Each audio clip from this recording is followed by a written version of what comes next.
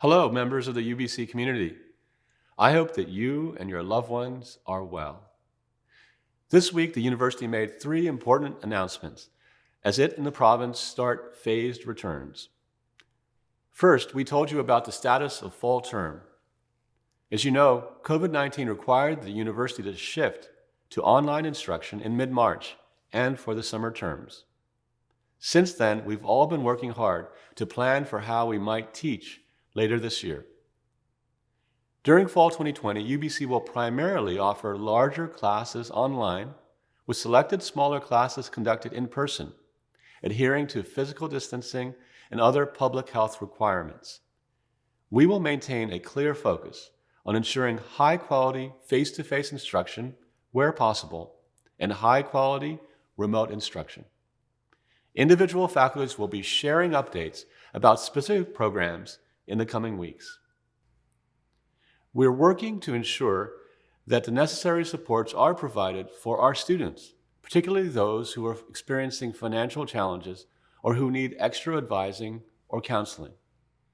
The requirement to maintain physical distancing also includes planning for any potential impact that travel restrictions might have on our international students, such as obtaining study permits or having difficulty traveling. Details about plans for residences and co-curricular activities will be shared as soon as they are confirmed. Our approach is being taken to ensure a high-quality experience for all of our students in fall 2020, and it reflects UBC's commitment to creating an enriching experience for our new and returning students. This plan was developed in close consultation with the Ministry of Advanced Education, Skills and Training, and with other post-secondary institutions within BC to ensure that we are all aligned with health and safety guidelines and with WorkSafe BC. I'd like to extend my personal thanks not only to our new and returning students for their understanding and patience, but also to our dedicated faculty who are working diligently and flexibly to adapt their materials to virtual instruction. Your efforts and those of the staff who are working with you are greatly appreciated.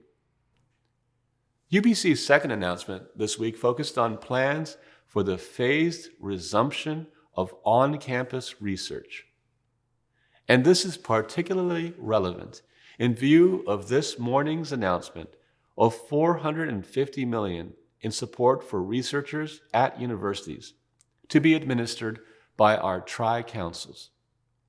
We are very grateful for this and the earlier $291 million in research support focused on Canada's COVID-19 response. The university introduced curtailment of non-essential on-campus research in Vancouver and in the Okanagan in mid-March to comply with public health guidelines. Since then, many of our researchers have made great efforts to support this transition, conducting their research and scholarship where possible, remotely. We recognize the impacts for our researchers, their graduate students, and their research teams, and thank them for their ongoing commitment. In collaboration with faculties, UBC is now planning for a phased resumption of on-campus research starting beginning of June. This will be a gradual approach over the summer and applies to those researchers who require on-campus resources and cannot conduct the work remotely. In keeping with public health guidelines, the majority of our faculty and staff will need to continue to work remotely wherever possible. As with the fall term planning, research resumption planning is being undertaken with our government and health agency partners and other post-secondary institutions in the province to ensure that we are following health and safety guidelines. The health and safety of our community remains UBC's top priority. Now for the third announcement. It was about operational and safety planning.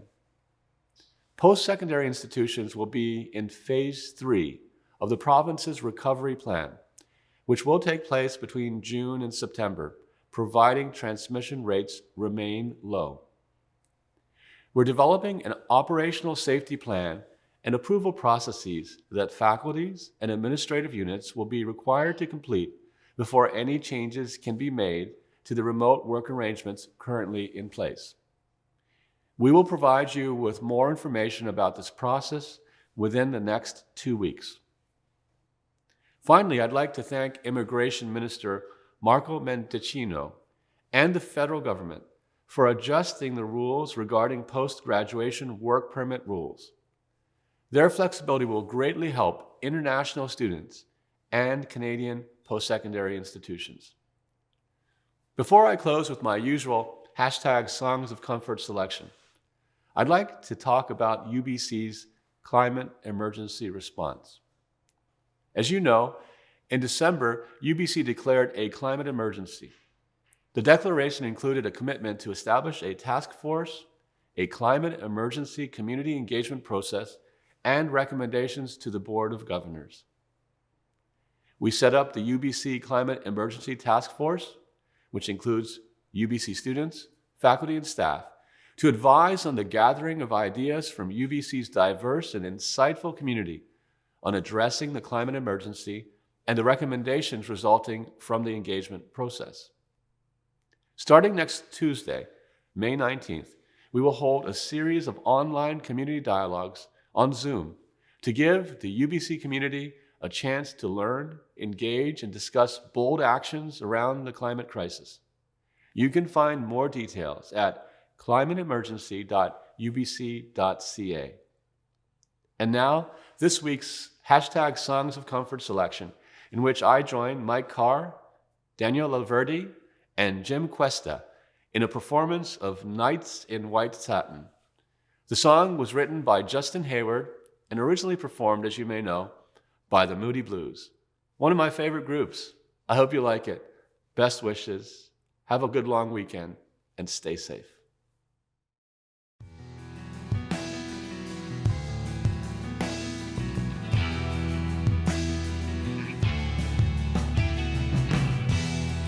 Nights in white satin, never reaching the end. Letters I've written, never meaning to send. Beauty I'd always missed with these eyes before. Just what the truth is, I can't say anymore, 'cause I love you. Yes, I love you. Oh, I love you.